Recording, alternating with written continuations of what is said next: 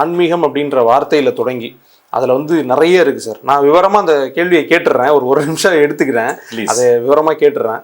ஆன்மீகம்ன்ற வார்த்தையில் தொடங்குவோம் சார். தமிழில் வந்து எல்லாத்துக்குமே ஒரு அர்த்தம் இருக்கும். அப்படி அந்த ஆன்மீகம்ன்ற வார்த்தையினுடைய அர்த்தத்தில் தொடங்கி சார் இப்போ பல மார்க்கங்கள் இருக்குது. இந்துக்கள் ஒரு மாதிரி சாமி கும்பிட்றாங்க, இஸ்லாமியர்கள் ஒரு மாதிரி சாமி கும்பிட்றாங்க, கிறிஸ்தவர்களுக்கு ஒரு நம்பிக்கை இருக்குது, சீக்கியர்களுக்கு நம்பிக்கை இருக்குது, பௌத்தர்களுக்கு ஒரு நம்பிக்கை இருக்குது. அவங்களுடைய உடையிலிருந்து அவங்க சாமி கும்பிட்ற விதம் முதற்கொண்டு எல்லாமே மாறுது.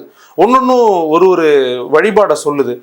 ஆன்மீகம்னு பேசுகிறவங்க மத்தியில் நம்ம அன்பாக ஒரு சாந்த சொருபியாக இருக்கிறவங்களும் இருக்காங்க, அடிப்படி சண்டை போடுறவங்களும் இருக்கிறாங்க, தன்னுடைய மதம் பெருசுன்னு வைக்கிறவங்களும் இருக்கிறாங்க. இன்னொரு பக்கம் என்டையராக இப்படிலாம் எதுவுமே கிடையாது, ஏத்திசம்ன்ற கான்செப்டை நாங்கள் நம்புகிறோன்னு சொல்கிற ஏத்திஸ்ட்ஸும் நம்ம நிறைய பார்க்குறோம். ஒரு மனிதனுக்கு ஆன்மீகம் தேவையா தேவையில்லையா சார்? அதே மாதிரி ஆன்மீகத்துக்கும் அறிவியலுக்கும் ஏதாவது தொடர்பு இருக்கா? அதே போல் எல்லாருமே ஆன்மீகவாதியாக இருந்தாங்கன்னா ஏன் அவரவர் தங்களுடைய நம்பிக்கைக்காக சண்டை போட்டுக்கிறாங்க? அதை விரிவாக சொன்னீங்கன்னா பயனுள்ளதாக. கண்டிப்பாக சொல்கிறேன். நீங்கள் கேட்டிருக்கிற கேள்வி சரித்திர முக்கியத்துவம் வாய்ந்த கேள்வி. மனிதன் தோன்றிய காலத்திலிருந்து கடவுள் உண்டா இல்லையா அப்படின்ற டிபேட்ஸு எல்லா சமூகங்களிலும் வந்து இந்த டிபேட் நடந்து கொண்டே இருக்கிறது. சுமேரிய நாகரிகம் தொட்டு. சுமேரிய நாகரிகம் என்பது இன்றிலிருந்து 6000 ஆண்டுகள் முற்பட்டது. அதற்குள் தான் ஆதிசங்கரரும் வருகிறார், இயேசுபிரானும் வருகிறார், முகமது நபிகளும் வருகிறார்.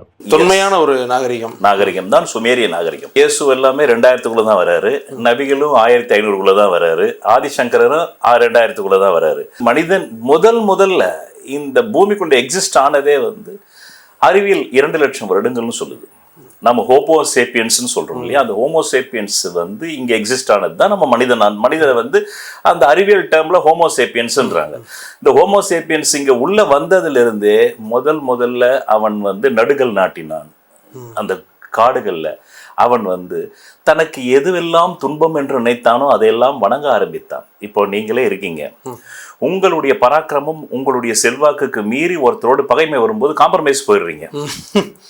ஆனா உங்களை விட குறைந்த செல்வாக்கு உள்ளவன், உங்களை விட வந்து அவனை நீங்க ஈஸியா வெல்றலான்னும் போது காம்ப்ரமைஸ் போக மாட்டீங்க. அடிச்சு பார்க்கலான்னு ஏறி அடிச்சிடுறீங்க. அது ரோட்டுக்கு சண்டையில இருந்து, டாஸ்மாக் சண்டையில இருந்து, அதே டாஸ்மாக் சண்டையில ஒரு அரசியல் பிரமுகர் அங்க இருக்காரு, கவுன்சிலர் அங்க சண்டைனாக்கா அண்ணே என்னன்னு நம்மளாம் யாருன்னு அப்படின்னு கை குடிக்கிறீங்க இல்லையா? ஆமா, அவ்வளவுதான்.